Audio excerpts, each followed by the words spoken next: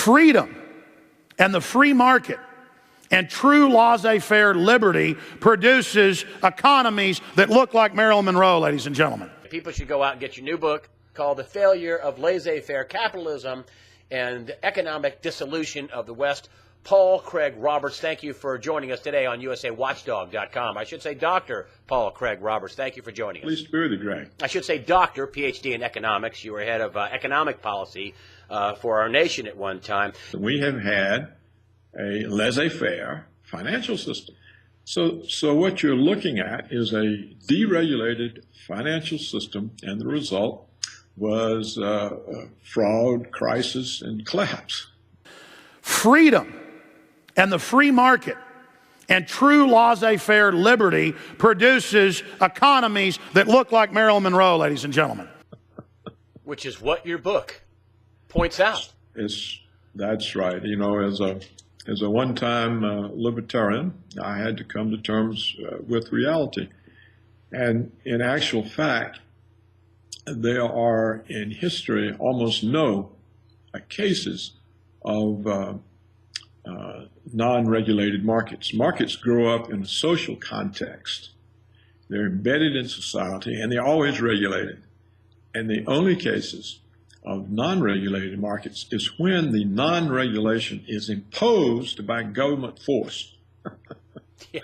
They had the deregulation for a period during England in the 19th century, during Victorian England for a short while.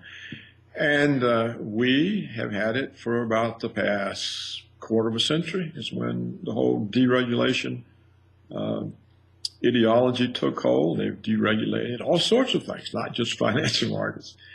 And what is the result? You know, an economy dead in the water, no jobs. The Federal Reserve has to keep negative real interest rates to keep the banks from failing.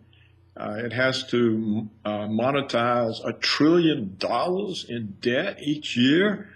These are disastrous consequences of deregulation. It's amazing how many of my libertarian friends, they still think that the whole trouble is that the government's regulating too much. Listen, deregulation is fine as long as you can take the hit. You know, Greg, what's so ironic is that the end result of financial deregulation is crony capitalism. Yes. And of course, when you have the banks not just running themselves, but also running the U.S. Treasury, the Federal Reserve, the financial regulatory agencies, if you look at who's been in these positions since the Clinton administration, it's always Goldman Sachs or J.P. Morgan or Citi is Jack Lews, the new Treasury Secretary. That's right. That's right. And so the financial system runs the financial policy as well. And so obviously they're going to cover up for the banks that they were running and got into trouble when they get into public office. But to come back to the main point, we ended up with this because we thought markets were self-regulating. Remember Greenspan? And remember how Greenspan and the Secretary of the Treasury, Rubin, and the chairman of the Securities Exchange Commission prevented Brooksley Born from doing her job in regulating over-the-counter derivatives. And because they said the markets are self-regulating. Well, we see. What do we have when she was there? What, less than 100 trillion in over-the-counter derivatives? 80 trillion, maybe?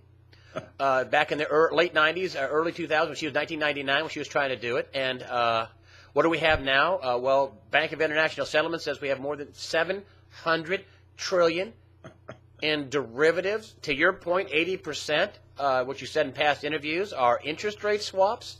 Massive, hundreds to a couple thousand to one leverage for some of these banks. Right. Well, you know, J.P. Morgan has derivative exposure equal to world gross domestic product. What can go wrong? Well, clearly this is not sensible, but it's the result of deregulation. So it's certainly true. Well, your book is coming out at an excellent You can have too time. much regulation. It's absolutely certain you're going to have too much.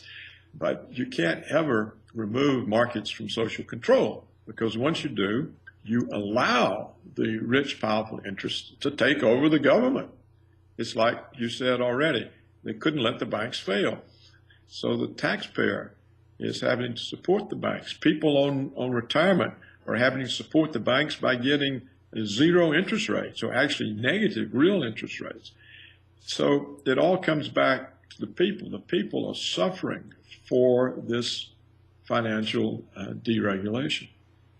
Freedom and the free market and true laissez-faire liberty produces economies that look like Marilyn Monroe, ladies and gentlemen.